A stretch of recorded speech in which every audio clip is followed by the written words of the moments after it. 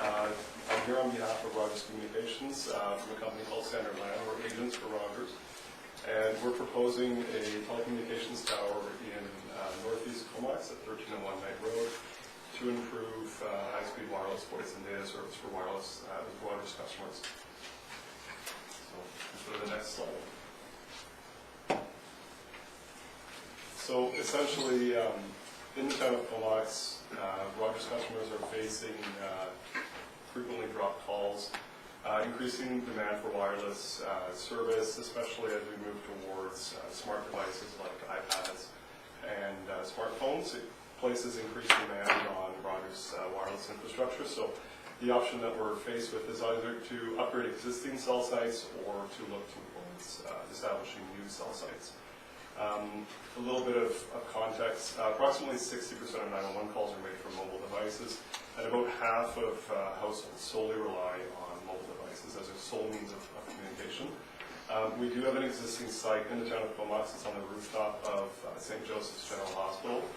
It's essentially at full capacity. We don't have the ability to add any new antenna equipment to that site, hence the reason why we're proposing the 36.5 meter monopole at 1301 Knight Road. Maybe we can next slide. So just to give a little bit of context and to show on the map, it's adjacent, so it's just south of the Comox Valley Airport. It is on land owned by the Comox Valley Airport. They will be our landlord. We signed a long-term statutory right-of-way agreement with them. There is an existing TELUS tower on the same property. I believe it's approximately 32 to 34 meters. So in terms of why this location, we've chosen this location because it's on industrial zone land. So it's relatively far away from residential development. So it provides, basically, it's a good setback as well. We're about 30 to 40 meters south of the existing TELUS tower. It provides a line of sight to the existing Rogers installation at the top of St. Joseph's General Hospital. So the way that a cell network, if I can back up a bit, works is that in order to provide continuous coverage, they all need to communicate with one another, essentially. And the way that they do that is they provide line of sight to one another. So the reason why it's proposed at 36.5 meters is to clear the existing trees. There's a lot of mature trees on the property, which is a good thing because they will provide natural landscape buffer as well as screening. We embarked on a public notification and consultation process for Industry Canada guidelines. We notified adjacent property owners as well as issued a newspaper in the local paper. We received 3 comments back. One was from the Comox Valley Airport, which was a letter of support. We also heard from the Comox Valley Regional District, which just basically wanted, the body wanted clarification that we would be meeting setback requirements as well as installing sufficient screening along the eastern portion of the property because the eastern lot is within the Comox Valley Regional District. And we also heard from the landowner of that property as well. Again, just wanting some clarification that we would be installing a screening buffer because that parcel is in the agricultural land reserve. So as part of our development, we're proposing a 43-meter long fence. It's a 1.8 meter tall cedar wood fence. So basically, when TELUS built their installation, they installed a screening fence, and so we're essentially proposing to extend that screening fence to just south of where the proposed Rogers installation would be. So that's essentially why we've chosen this location to provide an illustration of the increase in coverage. These are existing and proposed coverage maps, so you can see that the fairly profound impact that this installation will have. It's mainly to service DND. It's to service the airport as well as residential areas in northeastern Comox. The blue represents strong coverage, so this is coverage that you would have, you could stream basically live shows, you could watch NHL hockey on your phone without any interruption. The red on the maps is areas in which there's weak coverage. So Rogers customers will frequently face drop falls in these types of areas. And a lot of it has to do just natural landscape features. So the portions in red technically might be at a lower elevation, so the installation or the they're not receiving basically coverage in those areas because they can't be reached. I included here a fairly telling quote, I think, from the CEO of the Comox Valley Airport. So just based on anecdotal evidence is that passengers and tenants of the airport basically don't have access to a wireless network if they're on their Rogers network, and they usually have to leave the airport in order to receive service. And this poses fairly profound consequences, I think, as we move towards a more mobile society and we try and load mobile boarding passes as well. So it's a bit of an issue for the airport. Next slide. I've put together some photo simulations of the proposed tower. So you can see in the top left-hand photo, you can see the existing TELUS tower, and then in the bottom right-hand photo, you can see with the red arrow that depicts the proposed Rogers tower. Again, it's about, I think, 3 to 4 meters higher, but it's set back about 30 to 40 meters from the existing TELUS installation. So again, it's fairly low impact. I think the trees do provide a good element of screening. And then I have a second photo simulation as well. This one's taken from Knight Road. So again, you can see in the top left-hand corner the existing TELUS tower, and then in the bottom right you can see the proposed Rogers installation. Again, I think it's fairly low impact. We're looking at replicating the design of the TELUS tower. It's a monopole, so it's a thin monopole essentially. So it's not a lattice self-support. So in terms of visibility, this is a design that we feel is sufficient. We feel that it reduces visibility and also will achieve the objective of improving wireless service to residents, businesses, and first responders in the town of Comox. So that's basically what I want to communicate today. If there's any questions, I'm happy to take any questions. Okay, any questions, members of council? Councillor Price. Yes, or it was written in the report that you said that if we wished we could pick a colour. I mean, what colour are they normally? What would you recommend? Yeah, so that's usually something that we will present to council, is that we can paint the monopole color of the choice of the town. Typically, I find in an area like this, kind of a sky gray is usually good because it blends into the Not blue. not blue, not unfortunately maybe during the summer months, but it tends to blend into the sky quite well. Alternatively, I find green works quite well as well, provided that there's foliage and significant tree density.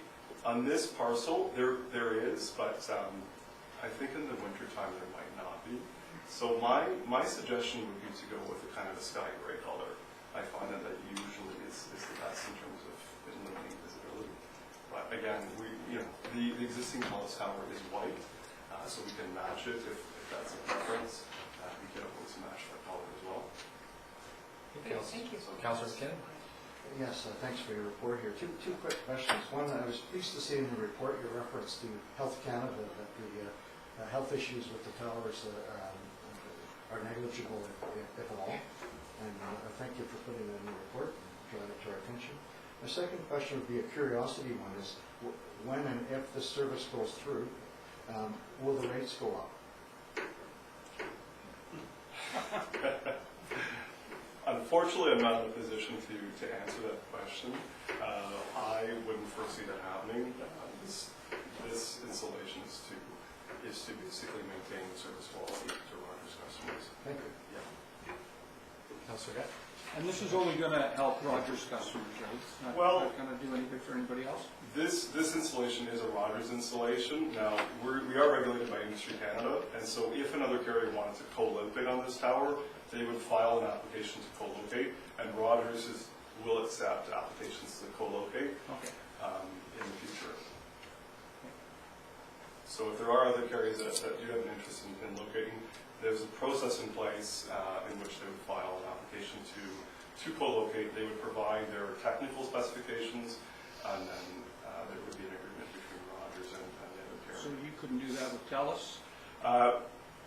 So again, Industry Canada mandates that we do try and locate wherever technically feasible. Rogers did approach TELUS in this instance to co-locate in the tower. They do have future allowances on their tower, so the height that was provided wasn't technically feasible. We couldn't essentially clear tree coverage in order to provide service, and we wouldn't be able to maintain that line of sight, excuse me, to that installation at St. Joseph's General Hospital. That's the reason why we're proposing a new installation. Councilor Arnott? Do the tops there, are they kind of caged in? So I'm wondering, like, in that area we get eagles nest and so on, would they find those an area where they'd want to nest, and then, you know, if you guys had to do some work, they'd be disturbed? Typically not. The TELUS tower has been there for quite some time, Right. and there's no nesting on the TELUS tower. In terms of avian impacts, this is a question that we are asked quite often by council, and avian impacts really, or these types of towers tend to impact bird migration when they're in excess of 90 meters, and they have obstruction lighting and guide wires that can disrupt the migratory pattern.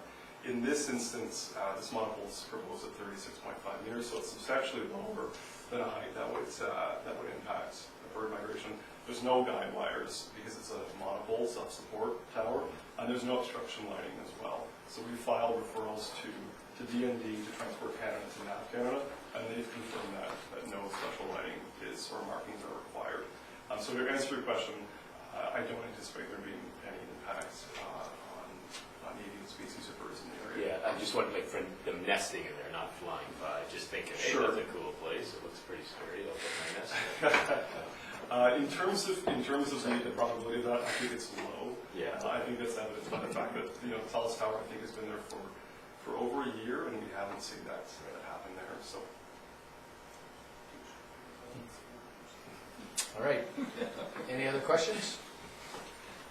So it's all good for iPads, but not necessarily pads for birds. Is that what you're saying? All right. So council will be dealing with the development permit issue later on.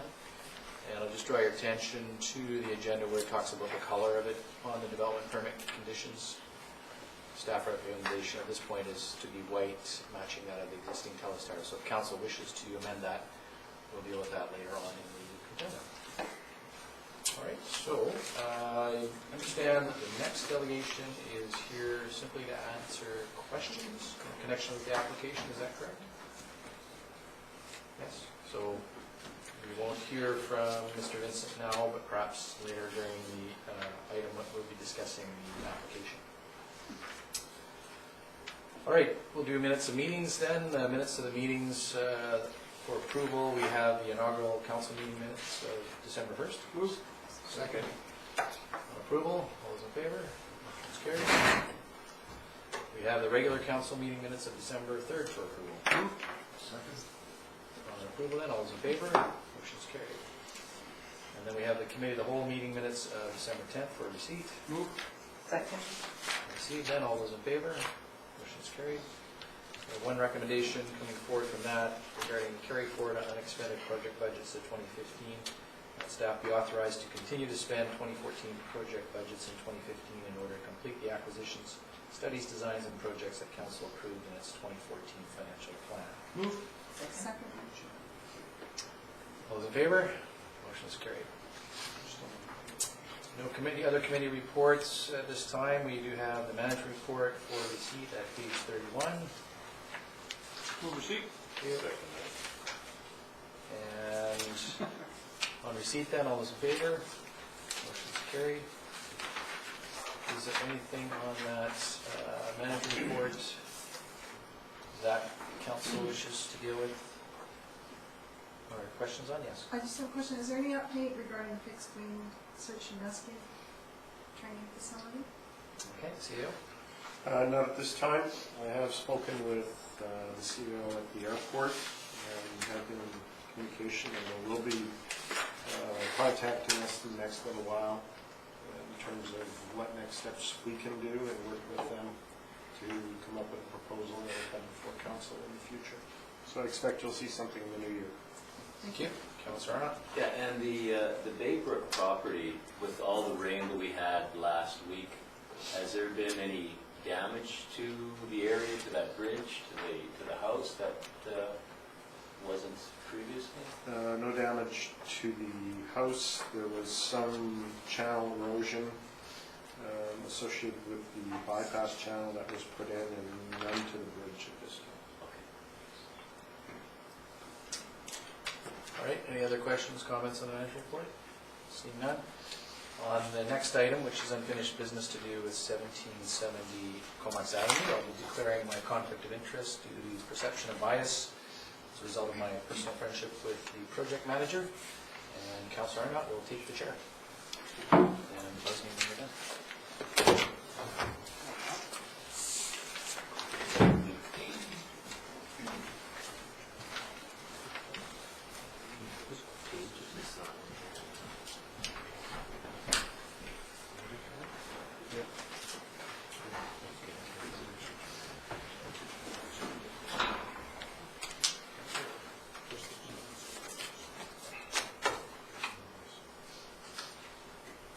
All right, everybody's looking at me. First time sat in here in many, many years, so the CAO, the best plan of action would be to move number one, the planner's recommendation, is that right?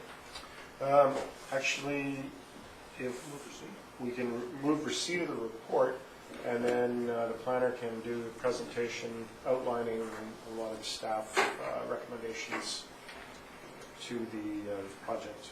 Okay, Move receipt? Second. all in favor? Marvin? Wrong.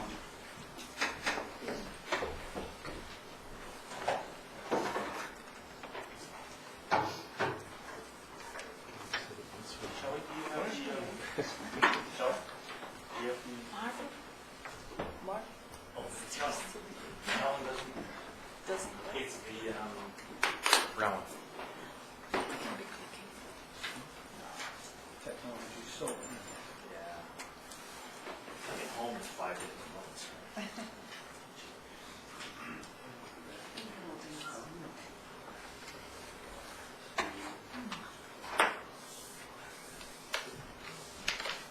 Came with patent on it.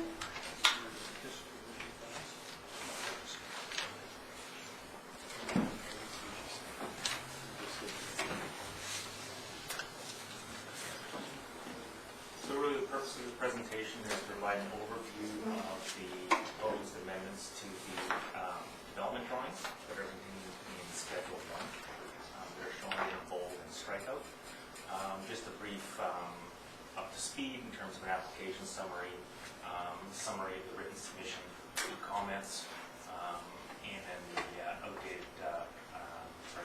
Schedule 1 outstanding items in relation to the architectural drawings, and then proposed processing procedures. So the site, of course, is at the north-west corner of Port Augusta and Comox Avenue. It's proposed to be a 5-story mixed-use building with roof open space and ground floor commercial, 21 residential units. The OCP designation is downtown Comox within development permit area 1, to which the changes in the design will be referenced.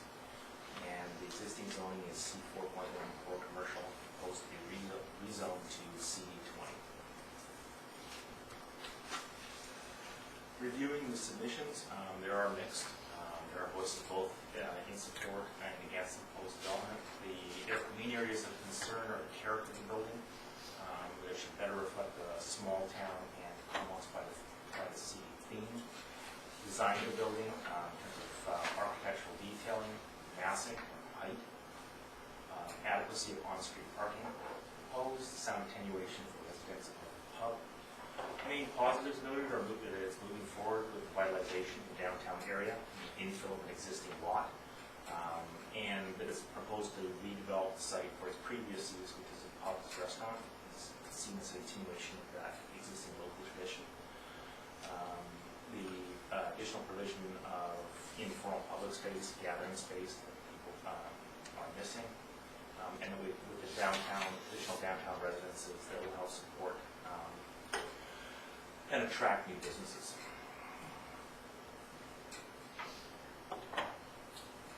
So, in response to these areas of concern, amendments are proposed in Schedule 1, outstanding items. Let's go through them. So, first and foremost is emphasis of Comox Avenue and the Port Augusta Street corner as the main focal point for the entrance of the building. And so there, it's really looking at, in terms of this entrance being the primary entrance, bringing the design elements that we have in here, and as you can see, they're a little bit different on the ground floor, bringing those elements up into the second and third story in terms of things like the roof supports, so that it draws the eye somewhat up, but not up to the fifth story. Okay. Greater consistency in terms of the treatment of these awnings, so it starts to read as one building, and again, with the primary entrance focal point being the corner. And placement of this patio wall with more of a post and rail on a nautical theme that would provide increased sort of open space transparency, make the sidewalk look like it's bigger, and hopefully address some of the concerns in terms of theme. One element on that. In terms of, again, on the heritage/nautical theme, we do have areas of planters being proposed. These are raised planter beds being here, here, and here. And really what we're looking at, especially in terms of primarily this location and this location, this could be open space or a seating space, but the idea of some nautical element that also doubles as seating, so, and that allows people to sit with their legs off the sidewalk. That seems necessary for through traffic. So for example, when you have on wharfs, you have the large tie downs that the old ships had to do, and that can be done in terms of wood, it can be done in terms of metal, and that provides an interesting visual element, and yet the size of that can be done so that it's easy for a seating area. So try to get both aspects of it. There are just some, in terms of pedestrian entrance, this is the main entrance into the liquor store, and here is a pony wall. So by removing that, it creates a better flow, and in terms of people visually as they come down the sidewalk, being able to see that entrance. Similarly here, we have a pony wall that's sticking out. In both cases, we do have double doors for storms, so it's kind of redundant in that aspect in terms of wind coming in and driving in through the areas, the blue areas.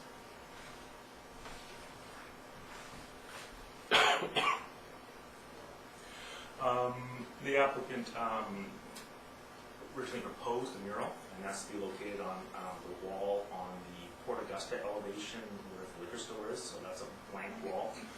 Just didn't have the design detail, so this is the design detail in terms of proposing on the mural, reflecting the original hotel itself.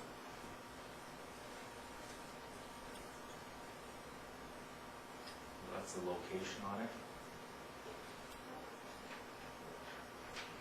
One thing I want to draw your attention to is, while there's a lot of comment in terms of heritage and marine, there wasn't very much comment in terms of what that meant. There seems to be quite a bit of disagreement. And, some letters even acknowledge, well, a lot of the existing buildings don't have very much character, but that is our heritage in terms, so it seems to be a desire for a historical element and some time to place. So one of the things that we looked at was this was the actual Lorne, and this kind of treatment in terms of large pillars and the more historical element up in this area was typical of that period and the West Coast. So in terms of bringing those in, we have the, of course, the supporting structures on the ground floor and supporting structures on the balconies as we go up.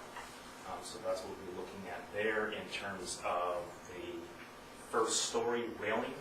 As you can see, there's a mixture and it's hard surfaced, so it's not glass proposed, but replacing that more with the railing so vintage of the second story of the Lorne, previous historical photo. And then the idea of making consistency and having this as glass. So it ties in with this. Very much the idea to draw the idea to the ground floor, the one story above, and then as the building actually increases in height, not to draw the eye to that, make it more imposing than it actually need be.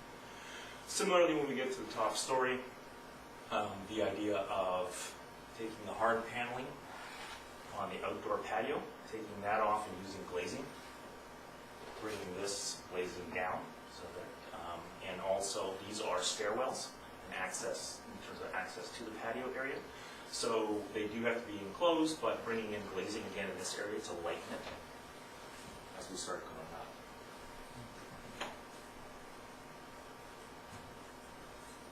Process and procedures.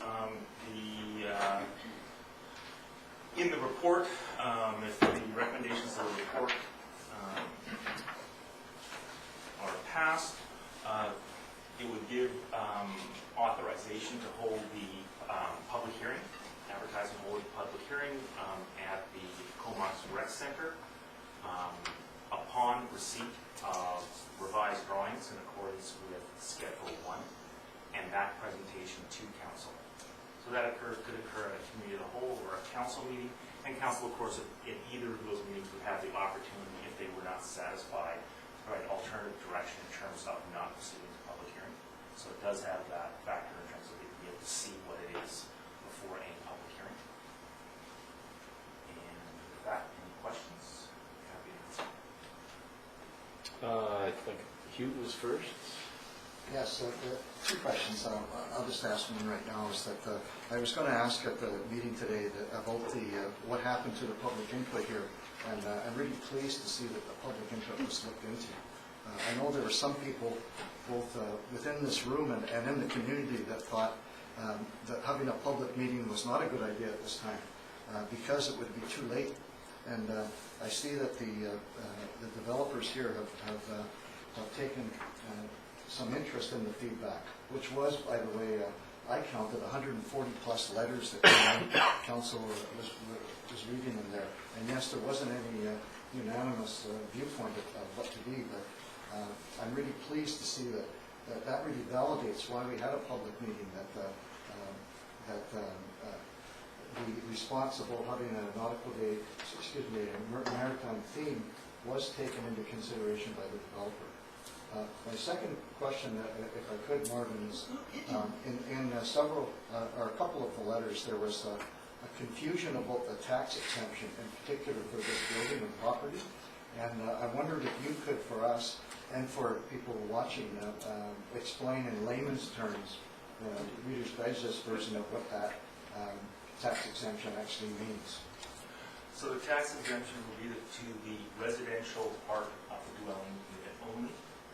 It would not be tied to an owner or a developer, it would be tied to the unit. So as those units are sold, that tax exemption passes to the future property owner and stays there for the length of time as per the agreement.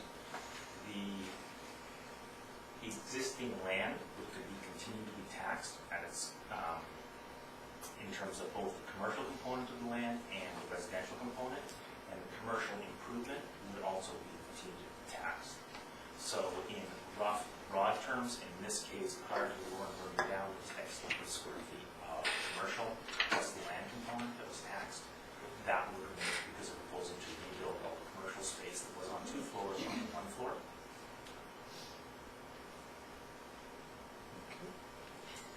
And Barbara? Yes, and I concur with Councillor McKinnon that it was a very valuable meeting, and I counted 120 responses, and it was about 2 to 1 in terms, well, it was exactly 2 to 1 in terms of concerns, people expressing concerns, the people expressing this is great.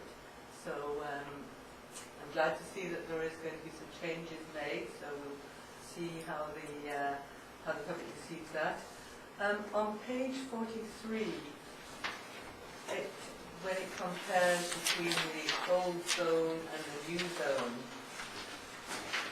does show that, it appears to show that the new zone actually requires even less parking than the old. Correct. And I just wonder if you have any concerns about that. We heard from the public quite a lot of concerns about the parking from what we've already allowed in our existing bylaws. So create a zone that actually further reduces the parking. So are we making this zone fit the site, or are we making a zone that fits the town?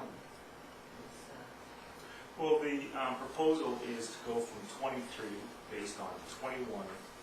So we have 21 units, 1 per unit plus 2 per visitors, and then have a total for the residential component of 20. Otherwise, 18 plus 2 for visitors. So there would still be 2 slots for visitors. There would be some units without a parking stall. The applicant is proposing to have a car share to pick up some of that demand, and is anticipating that people that will be moving here will have a lower need for parking. That is something that, in a principle, has been talked about in the town in terms of encouraging walking, encouraging people to forego car ownership or reduce their car ownership. And in that manner, it is not something that's specifically been brought up on this site. We are just proposing to implement that concept. And I like the fact that they are going to introduce some heritage features, and hopefully the building will come out as a more attractive building. I just wonder, are they looking at the window types too? That there seems to be rather a hodgepodge of different windows when you get to the first floor.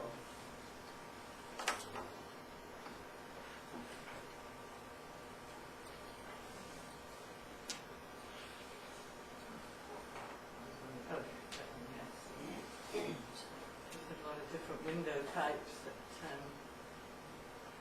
you can, sometimes consistency can be more restful on the eyes. Anyway, it's just a point. And that is something that we can look at in terms of, because we were asking for consistency in terms of balcony treatments and consistency in terms of the glazing along the window treatments themselves. Just where we have to do put some alternatives in terms of which windows are openable and which ones aren't, but keeping the same style and motif. Yep. Thank you. Okay, thanks, Councillor Ken. Yeah, couple of things. First, you mentioned the open house, and I don't have any problem with having a public open house on the building. I just think we should do it sooner in the process is all. I think we should wait till the very end and then do it. I think that's unfair to all parties concerned, but if we do it up front, we get the same result, and I think it would be a lot better for everybody. But my question is, why have we got a phased agreement? Marvin, they're not going to build half the building. No, it's a rather unique term that the province used in the legislation. The phased development agreement is the legal mechanism to provide a legal avenue for the town to secure amenities, and at the same time for the developer to provide obtain benefit in terms of securing the zoning for a set amount of time. So this all comes from the Victoria case, where there was a number of amenities provided up front, and then future phases, hence the term phased development, were prohibited by downzoning the property, and that created a lot of confusion in terms of what amenities had to be returned, not returned to the developer. So, and that's a terminology in the Act itself, and so that's a legal mechanism that provides both security for the town that's doing things and it has the ability to enforce that, and in terms of the developer that that benefit of the rezoning will not be removed until, in this case, a certain amount of time. I believe this one is for 10 years. So it's really just a development agreement rather than a phased one. Yeah, there's no phase phase, necessarily yeah. involved. Okay, thanks, Ken. And Councillor Mark Grant, did you have a question? Yes, I do, please. I understand that our official community plan allows for 5 stories on the site. But as I look at that, that suggests 6 stories to me. It's feeling a little taller, I think, than perhaps some of the now. Is that superstructure there? Does that actually make a 6-story? The patio? Not by our definitions, it says it has no roof. I mean, Is that the definition? these are access points. So even on a normal roof, you're going to have elevator shafts. You're going to have access onto the roof for maintenance. So typically, you will have some kind of enclosure that comes up in that area. In this case, what the applicant has proposed also to do is to enclose a balcony, so to create an outdoor patio. Okay. Right? You agree, Mark? And that is something that council does have. I mean, like, as all items in the zone, you have the discretion. The OCP sets out a path. It does not bind you to that. Okay. Thank you. And Councillor Moon. The intent of that patio is solely for the use of the residents, is it not? Yeah, so there's no access, public access? No, not. No. And it's secondly, the bike parking, I'm a little bit confused about it. If I could just get some clarification. Between the class 1 and class 2, does that mean there's going to be 38 spaces? Correct. That seems like a lot to me in this site, and I'm wondering if if that was lowered in any way, because parking was a consistent concern. I was wondering if there would be made any space available to increase the parking on site. Car parking. Actually, sorry, the required would be 38. The proposed is actually 53 in terms of the 2 types of parking.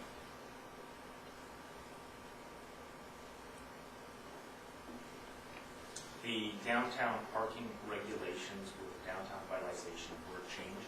So there was a rationalization in terms of the parking amount. In this case, for example, the residential component went from 1.25 to 1.1 per unit. Previously, there was a option where somebody could get a reduction of 1 parking space or several other parking spaces if they provide class 1 and class 2 parking, bike parking. That was removed, and that parking was made mandatory. So in this case, the 38 is mandatory. The class 1 and class 2 would, in both cases, the commercial and the residential, provide different targets. Class 2 is very much more for your commuter or somebody who's staying a long time and tends to have a larger bike, or more expensive bike. So that's really in terms of the commercial, that would be targeted staff. It's there for long periods of time. They may be commuting. They have materials on their bikes that are easily removed. The class 1 in terms of the commercial is for actual patrons. So that's your outdoor parking close to the entrance where you can look at your bike, but it's not enclosed. Class 2 is enclosed either in a bike room or it's enclosed in a bike locker. Similarly, when you get into the residential, you have class 1 for visitors and class 2 for the actual residence place that would be enclosed and secure, fully secure. I don't know if I answered your question. Well, you did sort of, but I'm just wondering, it still seems like a lot of bike parking, and I'm wondering, I guess my question is, if we were to lessen the bike parking in some degree, would there be any ability to increase the car parking on site? Unlikely. The bike parking is not in a space. It's either within the buildings or within the front of the buildings, close to the street, or a on-site pathway, as opposed to taking up actual parking space allowance. That answers my question. Right. No further questions. I have a question or two. The colors, Marvin. I understand the building material is going to be hardy plank, and there's going to be some wood features as well, from what I've read. Do we know what the color is going to be of the building? Has that been determined? Yes, it has been submitted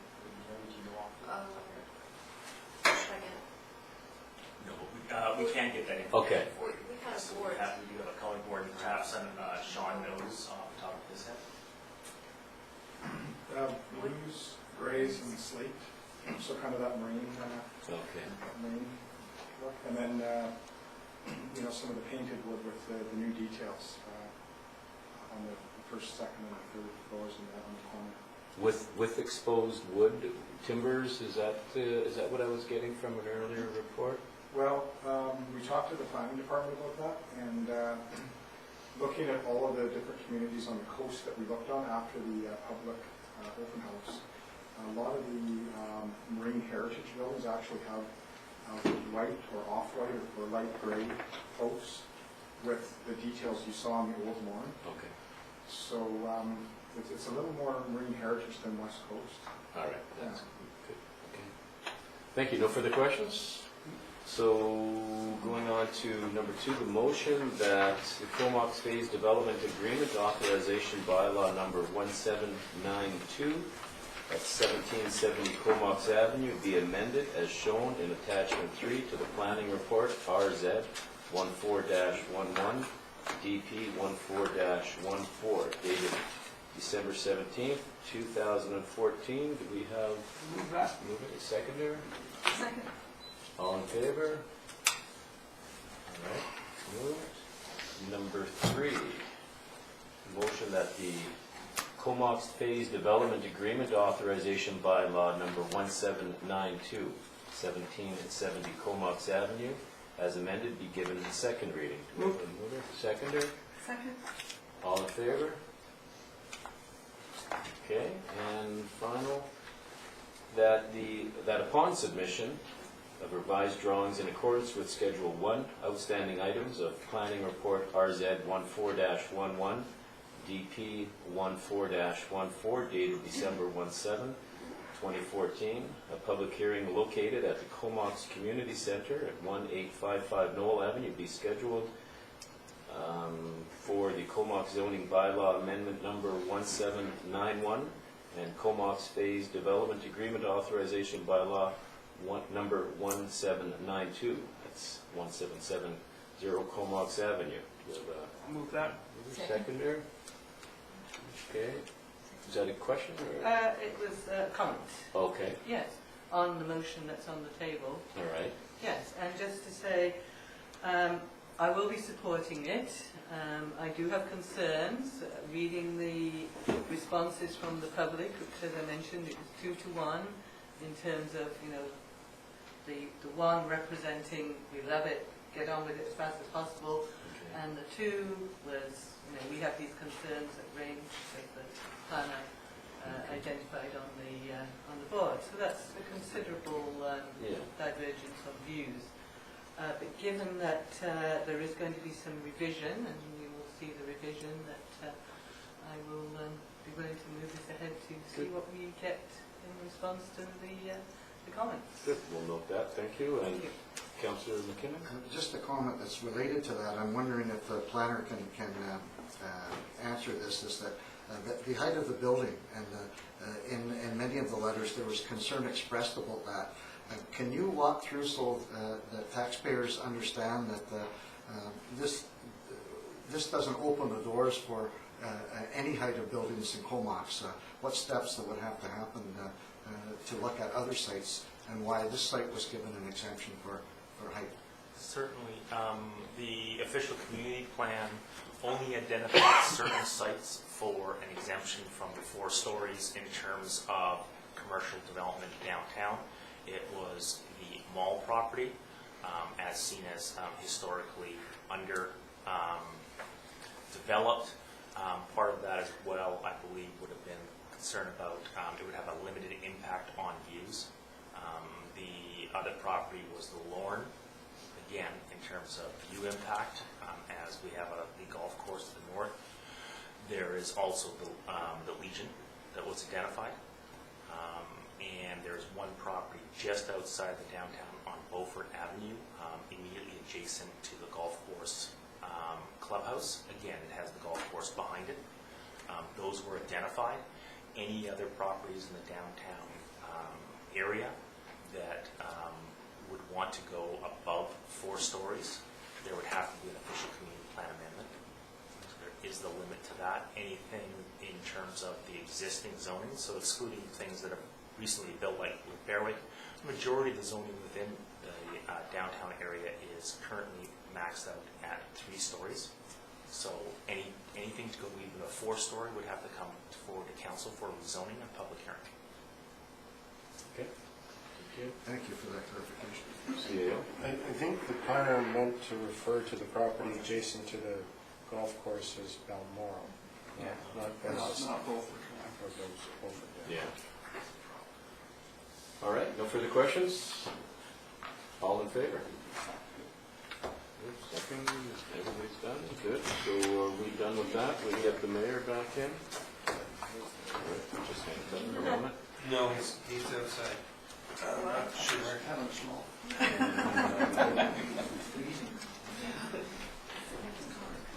Yeah.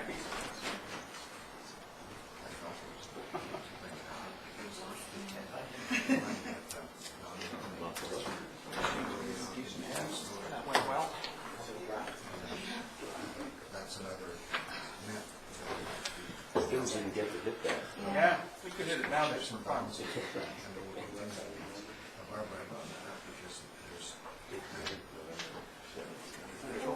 I believe there's still checks and balances for that. And at least I understand their concerns. I want to clarify, because there's reference to that.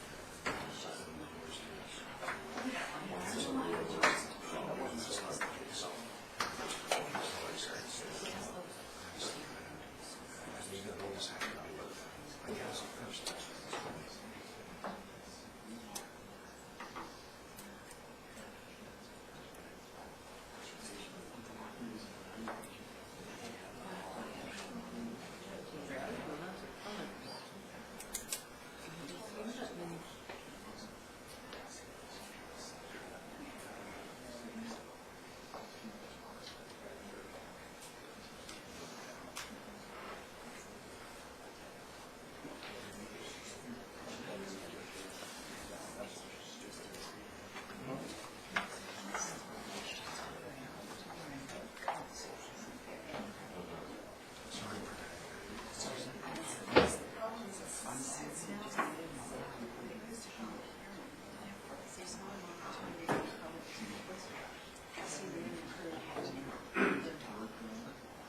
Well, we'll see it at another council meeting, which is a public hearing.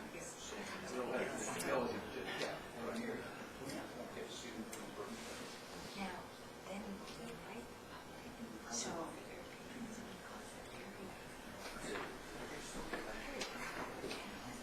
I don't think it's going to change.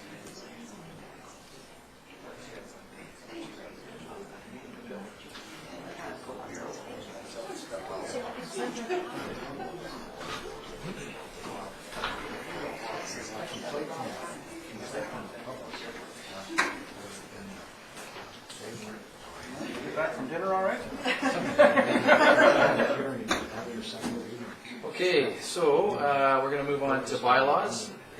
At page 225, we have the planning report regarding the revitalization program. This is the one that we gave 3 readings to earlier regarding the acoustic standards. Move adoption? Thank you. Any further discussion? All in favor? Motion's carried. And now we'll deal with the late item, which is the building bylaw climatic values. And that is a brief report from our planner and building inspector. Maybe ask the planner just to give us the Coles Notes version. I know this is a brief report, but give you a chance to get us up to speed here.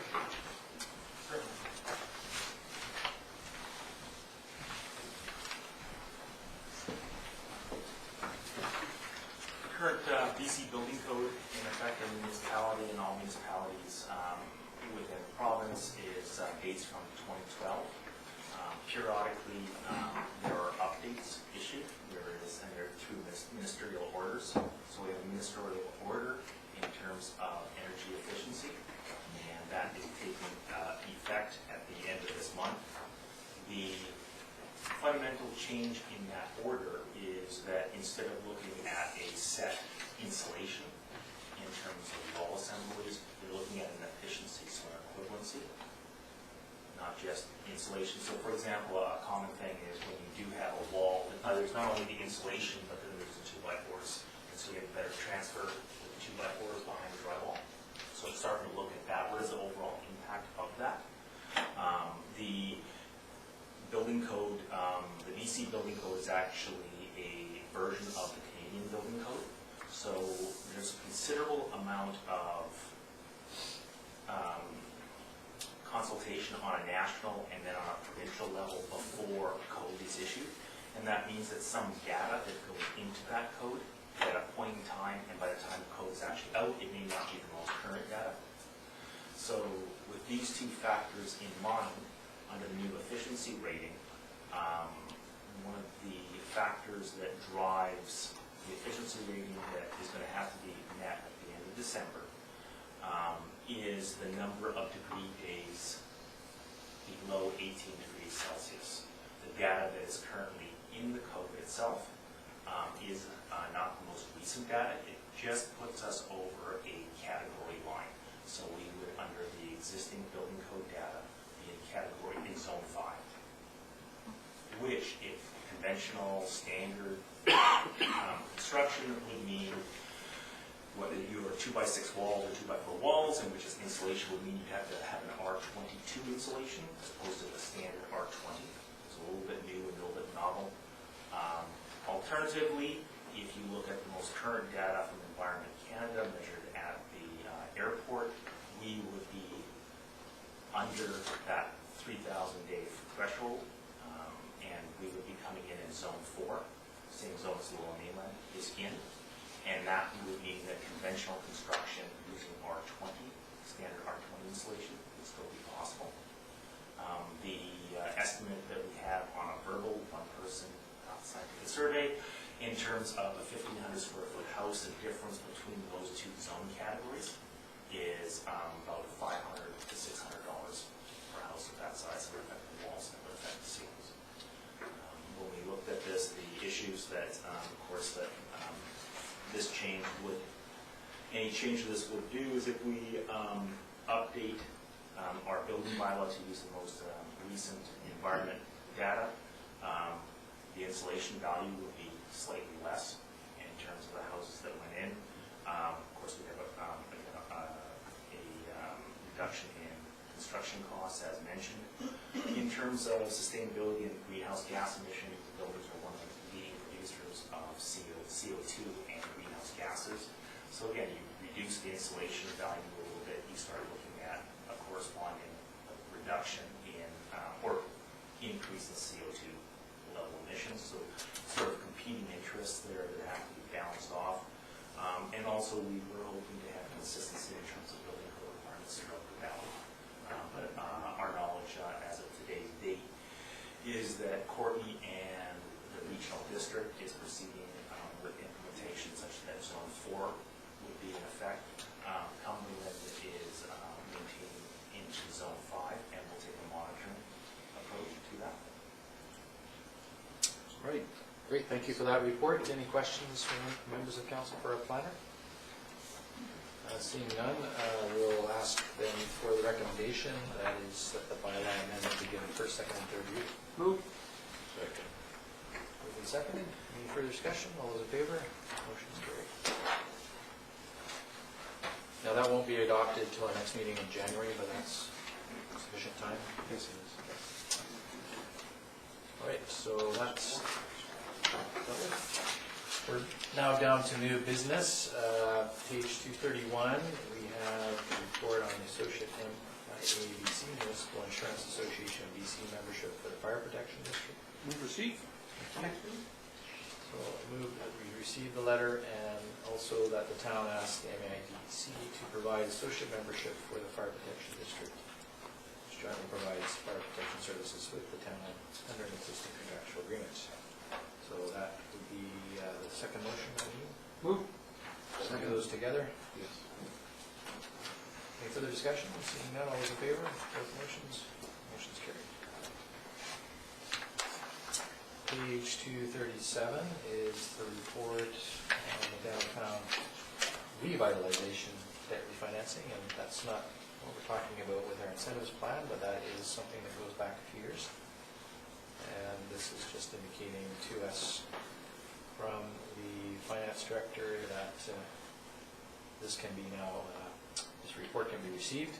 And then are there any other steps we need to take with that? No, we're just going to communicate this good news to the BIA and its members. Okay. I'll move receipt then. Thank you. Second on receipt. Any further discussion? All those in favor? Motion's carried.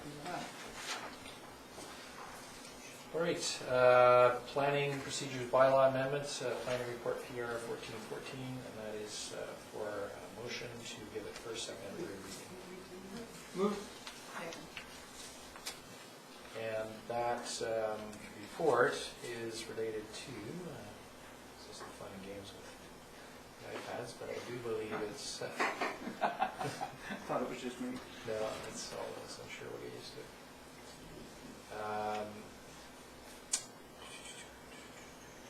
Oh yes, this is just to require developers to put an ad in the paper, is that? Yes. That's what's in it? Public notification. Public notification. Okay, good. Oh, actually, is it not more than that? Unless I'm reading it wrong. I think the other stuff was already there before, the 75-meter radius, correct? Yes. So the only addition really is the public advertisement. Yes? So when they do their, I just want to make sure I got this right. So when they do their open house for the 75 meters, they would now advertise that to the public in general, so anyone would be in, so that would invite everybody in town? Is that, am I? Yes. Am I To correct with that? require an applicant to publish a newspaper advertisement of a neighborhood consultation meeting. Yeah. Good. To avoid the perception that it's invitation only. All right, so do we move for second, third reading on that? We did. Okay, thank you. All those in favor? Any opposed? Motion's carried. You're okay with that? Did you have a question? Yeah, just the way I'm reading it, I think I understand here, that the first step is, prior to the preparation of development drawings, Yes. to understand neighborhood concerns and must include a written invitation to comment delivered either directly.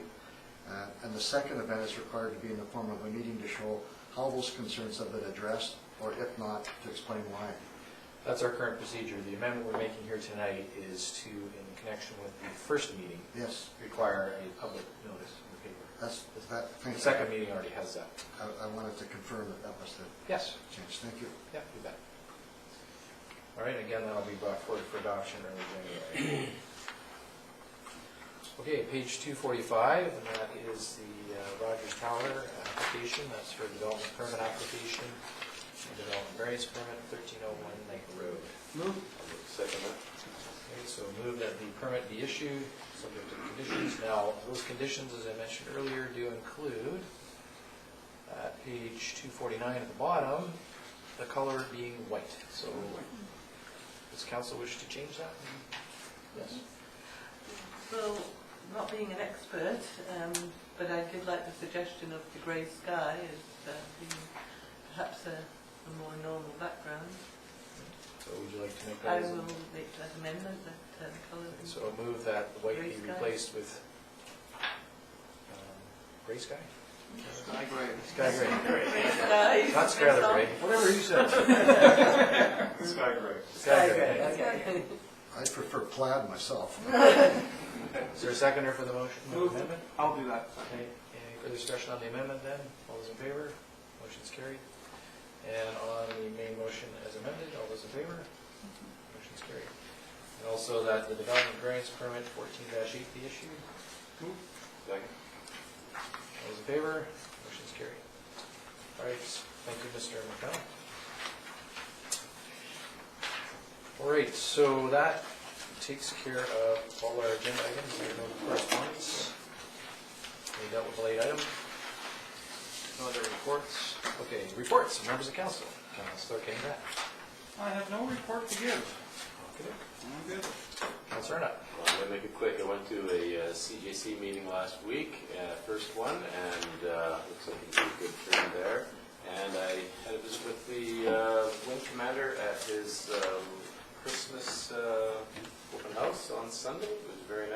also like to pass on my regards to Captain Rob Stevens with the Comox Fire Department, who was involved in a very serious car accident. And hope he gets well and that his family is okay. Thank you for that. Yes, we're all thinking about him for sure. Councillor Swift. I have no report at this time. Councillor Price. Nothing to add. There's any excitement that you'd always like to hear? I think. Councillor McKinnon, you wish to report on your time? Just to mention that our council orientation that we held on Friday was, I found very valuable, and it was a good event for all of us, I think. And just in regards to the 3 bike accidents, Comox has taken great pains to have bike lanes in our community, and sometimes the tragedy is an opportunity for safety. And hearts go out to the families of those that have lost ones in the 2 bike accidents and the injured person referred to. But I'm wondering if the town can, it's an opportunity to promote reflective wear and things for our bike lanes here in the next newsletter, particularly during the dark months here in the winter. Sure. Take that under advisement for sure. Councillor Marquardt. No report. Amidst all the Christmas receptions and whatnot, I just wanted to make reference to, I thought it was quite a useful session at the CBRD after the inaugural meeting with lawyer Colin Stewart on legal issues, including, among other things, conflicts of interest and some of the challenges that we have with appointing members of council to external boards. So I think that helped clarify it for quite a few of us, and I know the Economic Development Society will be presenting something back through us here on their proposals to deal with that, and we'll be able to report on that shortly. At Don McRae's open house, I had a brief chat with the minister about our current challenges with the NBC contract proposal, and he's going to try to arrange a meeting, hopefully very soon, if not before Christmas, then in the new year, with their Deputy Minister of the Ministry of Environment, who we recently wrote to. And at the Comox First Nation opening ceremony, I had a brief chat with the Area B Director and the CAO of the CDRD regarding the storm drainage issue, and just trying to clarify some of the misconceptions out there, and no doubt there'll be further to report on that as we go. And lastly, I just wanted to pay a special tribute to Beth Burt, who retired today from the Canadian Armed Forces after 32 years of service. She's on the front page of the photo. And for those of you who know her, she has been the staff officer for the wing commander, various wing commanders, 8 of them in total over the last 16 years, and been our principal point of contact with the base for any events and activities. And I was able to bring our greetings on behalf of the town, the formal letter of thanks for her service, and there was about probably 80 to 90 people there today. So she is well appreciated, and we wish her all the best in her retirement, and she is a Comox resident, so I'm sure we'll be seeing her. That's my report. Nothing further coming before the meeting, and a motion to adjourn would be in order. Merry Christmas, everybody. And Merry Christmas. Yes. Merry Christmas. Meeting adjourned.